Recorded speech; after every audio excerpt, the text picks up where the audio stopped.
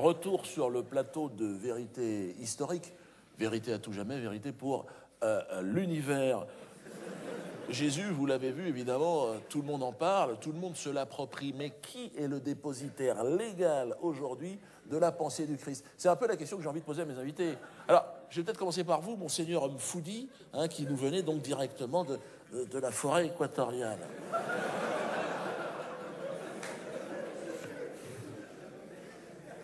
Non, mais je peux répondre. Je peux répondre. Je dis que...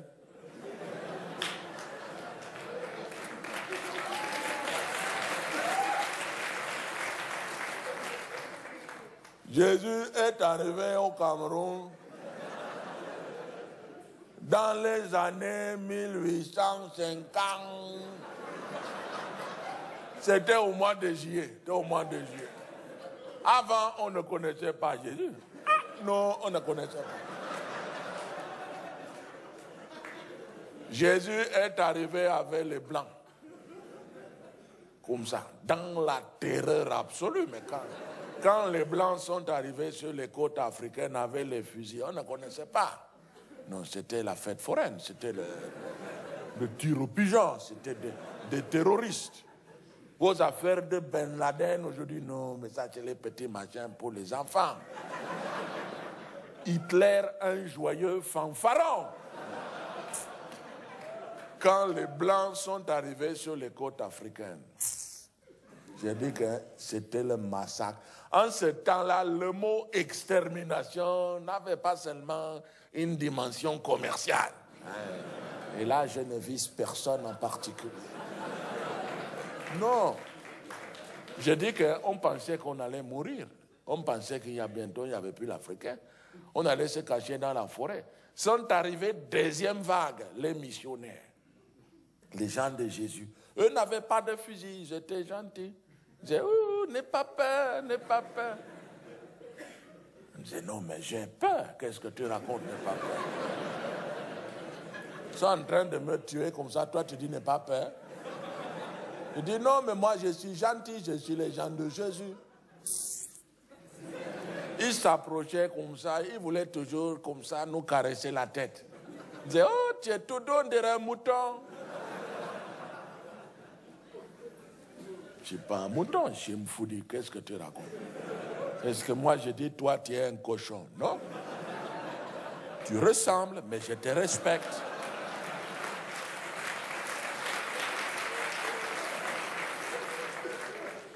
Non, mais c'est grave. Pourquoi vous venez en Afrique, vous tuez les gens comme ça? Il dit, non, mets-toi à genoux, dis pardon Jésus. Qu'est-ce que j'ai fait à Jésus? Il dit, non, mets-toi à genoux. Après, on ne va pas te tirer dessus. Non, on a essayé, mais ça a fonctionné. Jésus est devenu le joker. C'est-à-dire, quand le blanc arrive avec le fusil, tu te mets à genoux, tu dis, pardon Jésus. Oh. Le gars quitte comme ça. Tous les Africains, on disait, pardon Jésus.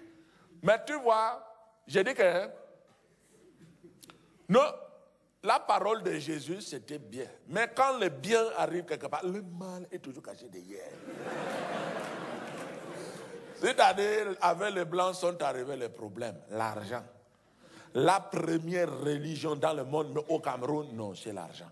Faites-vous arrêter par un policier camerounais.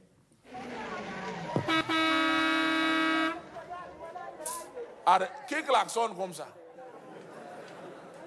Arrêtez le véhicule.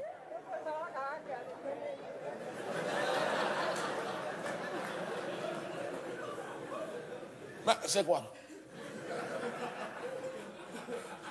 Vous arrivez, vous provoquez un dérangement excessif. On ne klaxonne pas comme ça en agglomération. Vous dites, je n'ai pas klaxonné. J'ai entendu les klaxons, ne dites pas n'importe quoi.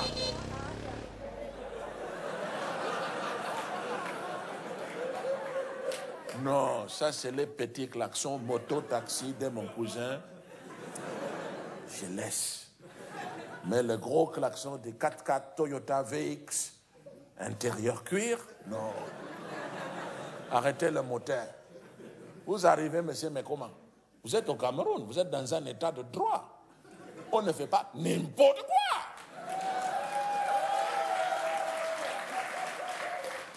Mais non, mais c'est grave. Nuisance sonore aggravée. À une heure de grande écoute, je ne peux pas. Je dois mener une enquête. Je ne peux pas. Une grand-mère, peut-être, c'est quoi ça? Non, non, non. Cachez les billets. Je ne peux pas fonctionner comme ça. Ça, c'est la corruption. Non, non, non.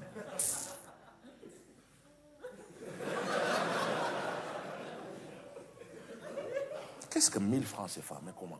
Est-ce que je suis un clochard là qui mendie la bière? Je suis brigadier chef, c'est beaucoup.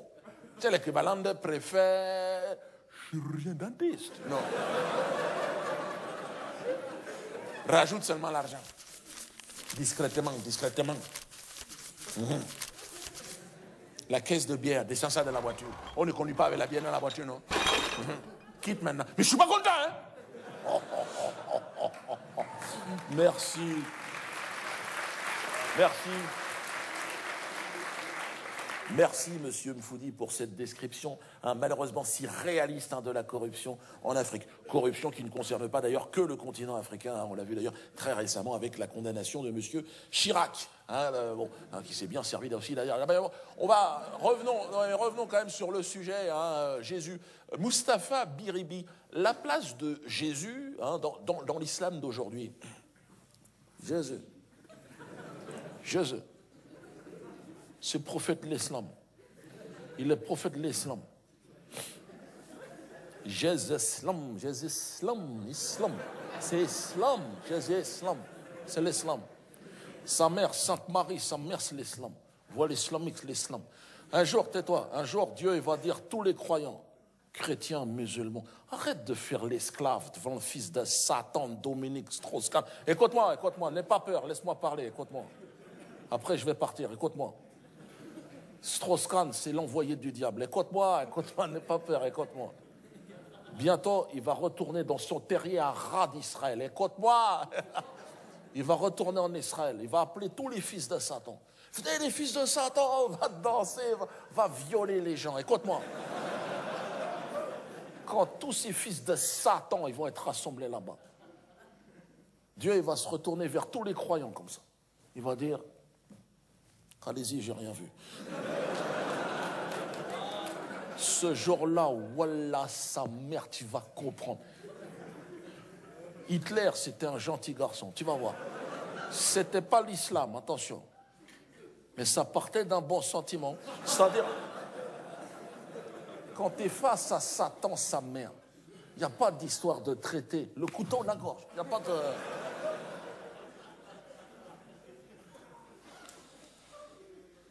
C'est fait exprès. Donc là, je ne sais pas ce qui va se passer. Le micro lui-même n'a pas... Et là, on me fait signe en régie. Voilà, on enchaîne. Très bien. Monsieur Bernheim, je crois que vous voulez répondre à Monsieur Biribi. Je crois qu'il est important de répondre à ces propos de haine, d'une haine extrême. Non, Monsieur Baribi. Comment Brice, très bien. Avez-vous seulement des papiers, d'ailleurs? Vous savez, non, monsieur, s'il vous plaît, monsieur, un peu de respect. Et ami personnel de Dominique Strauss-Kahn, ne vous en déplaise, monsieur. Laissez aux lois de cette République, à cette justice républicaine, le soin de se prononcer. Ça n'est pas un islamiste hystérique comme vous de nous dire ce qui est juste, monsieur. Mais écoutez, monsieur, allez caillasser vos femmes et venez me parler de droits de l'homme. Ah, mais ça suffit maintenant. Des droits de l'homme juif et des autres, écoutez. Ce que vous dites n'a aucun sens, voilà. Si on pouvait couper le micro de cette personne, et même envoyer l'armée. Alors, écoute, non. Alors, voilà, Jésus, c'est le sujet, recentrons un petit peu le débat. Alors, vous le savez certainement, dans la religion juive, Jésus n'est pas considéré comme un prophète. Non, excusez-moi. Non, c'est un juif comme les autres. D'ailleurs, dans notre esprit, Jésus est une affaire interne à notre communauté. Jésus ne vous regarde pas, quelque part. Nous avons Jésus comme vous avez Jean-Marie Bigard ou Carlos. C'est-à-dire un amuseur, un homme de divertissement, de talent. Mais voilà, il serait d'ailleurs quoi d'autre? Quoi? Fils de Dieu? D'accord. Donc Dieu a des enfants, Dieu en camping, Dieu à la plage. Alors on va essayer d'être un peu sérieux. Jésus s'est laissé embarquer dans une histoire, hein, le succès, des copains, l'alcool, voilà, jusqu'à se faire crucifier. Là, voilà l'histoire de Jésus. Et là encore, les Juifs n'ont rien à voir dans cette affaire de crucifixion. Rumeur antisémite abjecte, colportée toujours par les mêmes, hein, les Mel Gibson, les Dieudonné, j'en passe. Mais les Juifs n'ont rien pu faire, monsieur. Les Juifs étaient là, comme tout le monde, hein. Il est là, il est caché derrière. Bon, voilà. Non. Alors, oui, dans les textes religieux juifs, il est précisé, vous avez raison de le dire, que le sort de Jésus est scellé, hein, dans le Talmud pour ne pas le nommer. Hein, alors, le sort de Jésus est scellé, il est de bouillir pour une éternité dans une marmite d'excréments. Oui, mais ça ne veut pas dire que les Juifs ne respectent pas Jésus. Au contraire, ça veut dire Jésus revient dans ta famille, hein, plutôt que de vivre dans le monde de l'excrément. D'ailleurs, taisez-vous, ce que vous dites n'a pas de sens. Vous savez, d'ailleurs, le pape lui-même l'a reconnu en se rendant à Jérusalem il y a peu de temps. Hein, il rampait sur le sol, le pauvre là-bas, il demandait pardon à qui voulait l'entendre. On lui a pissé dessus, pourquoi ? Pour cette collaboration abjecte, monsieur, de l'Église catholique avec le régime nazi. D'accord ? Et là, je vais demander une minute de silence. Ah, on va dire que c'est bon. Vous savez, non, attention. Non, monsieur, c'est très grave. Bien sûr que le rôle de Jésus est central. Sans Jésus, pas d'église, pas de collaboration, pas même de nazisme. Jésus, vous voulez le fond de ma pensée, monsieur, un peu de respect. Jésus aurait dû être jugé à Nuremberg aux côtés d'Hitler. Voilà ce que je pense. Et non, c'est très grave ce que vous dites. Attendez. Et d'ailleurs, je soutiens d'ailleurs cette initiative de M. Klarsfeld, hein, président d'honneur de cette très noble association des beaux-frères et des belles-sœurs de déportés, hein, et de leurs chats, d'ailleurs, on oublie toujours de le préciser, qui veut poursuivre Jésus, oui, 2000 ans plus tard, hein, et demander des réparations à hauteur d'un préjudice, malheureusement, qui ne se compte pas. Tout à fait. Et là, je vous apprends peut-être, Monsieur Bernam, mais la chaîne sera partenaire de cette opération. Hein, donc, Jésus, rends-nous notre argent. Voilà. En partenariat, voilà, avec le ministère de la Culture, du Transport, Interflora, tout le monde. Alors peut-être vous voulez intervenir, le père Bernardin, qui a l'air un peu en colère. Je suis pas en colère, je suis scandalisé. Parce que je viens d'entendre parler ainsi de notre Seigneur et Christ roi, mort en croix des hommes pécheurs. Avec tout le respect que je dois à M. Bernheim, hein, lui et sa joyeuse confrérie, d'ailleurs, je suis scandalisé. Et je trouve cela particulièrement injuste. Notre Seigneur a toujours pardonné, jusque sur la croix. Pardonnez-leur, Seigneur, car ils ne savent pas ce qu'ils font. Et il y aura cette marmite d'excréments comme ça pour l'éternité, en guise de remerciement. Mais là encore, notre Seigneur va pardonner. Je te pardonne, Bernheim. Hein? Suis-moi sur le chemin de l'amour éternel. Hein? Suis-moi sur le chemin de la vérité. Hein? Mais là, vous ne pouvez pas, bien sûr. Hein? C'est contraire à votre religion. Hein? On va plutôt choper la syphilis que de te suivre dans ton trou à rats. J'ai simplement lu le Talmud. Ton royaume des cieux n'est qu'un camp de manouches pour les chiens de la casse de ton genre. Ne me menacez pas, monsieur Bernheim. Ne me menacez pas. Hein, vous êtes peut-être producteur de cette émission, vous, votre cousin. Donc on va... Mais là encore, notre Seigneur va pardonner, malgré ce flot d'insultes ininterrompues. Vous voyez, il va pardonner. Je te pardonne, Bernheim. Car les insultes que tu m'adresses, en réalité, tu les adresses à ta mère. Hein? Donc, la fin est de moi, je vous l'accorde. Alors, je vais conclure en m'adressant à M. Biribi, que je ne connaissais pas, et qui m'a fait grande impression, M. Biribi. Hein? Il me donne envie d'aller à la mosquée, vraiment, et de vous inviter dans l'église, voilà. Hein? Non, je crois que vous avez résumé. Notre destin commun est là, chrétiens, musulmans, main dans la main, hein, dans ce grand combat final contre Satan. Bon, là, on va essayer de détendre un peu l'atmosphère. On va peut-être essayer de détendre l'atmosphère en passant la parole à notre ami peut-être du Québec. Ah ben, je sais pas si je vais détendre l'atmosphère.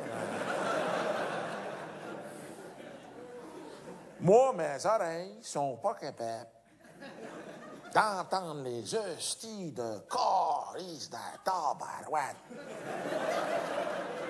De pleurnicherie de monsieur le curé, ben voyons donc, monsieur le curé. Saint-Christophe en slip, m'en soit témoin. Vous nous en avez fait bouffer de la marde. Tous les Québécois vous le diront. J'en connais pas, tout même dans le grain, non, la BTB, là-haut. À qui vous avez pas fait bouffer du chapelet au forceps? Hostie de calice de Sainte-Thérèse en string. C'est vous les crucificateurs de Christ. C'est pas le peuple québécois. Nous, on a porté son hostie de croix dans le neige. Vous nous avez confisqué notre éducation, les catholiques. Pour moi, toutes les religions, là, les juifs, les chrétiens, musulmans, c'est la même gang. Jésus, il n'a pas de religion. C'était un athée. C'était le prophète des athées. Conclusion comme une autre. Merci en tout cas pour votre participation. Rendez-vous la semaine... Alors, Evelyne Lachatte, j'allais oublier, mais alors vraiment 1 minute, Evelyne. Hein. Je vous remercie.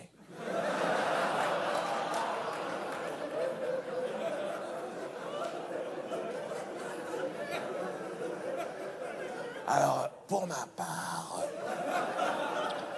je voudrais dire que je suis plutôt d'accord avec les arguments avancés par notre ami du Québec. Même si on ne comprend pas toujours tout.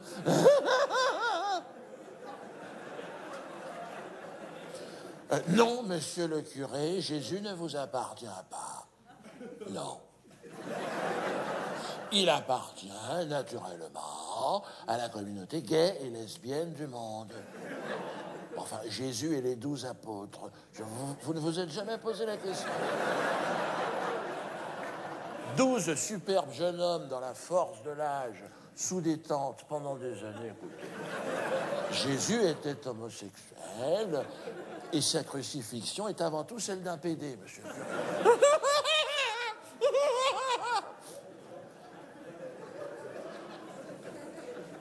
Aimez-vous les uns les autres, ça vous dit rien? Ça veut dire assume-toi. Je suis différent, oui, et alors? Je t'emmerde. J'ai un scoop à vous dire, il y aura un char Jésus à la Gay Pride. Avec 12 superbes apôtres, le corps huilé en string. Merci Bertrand Delanoë.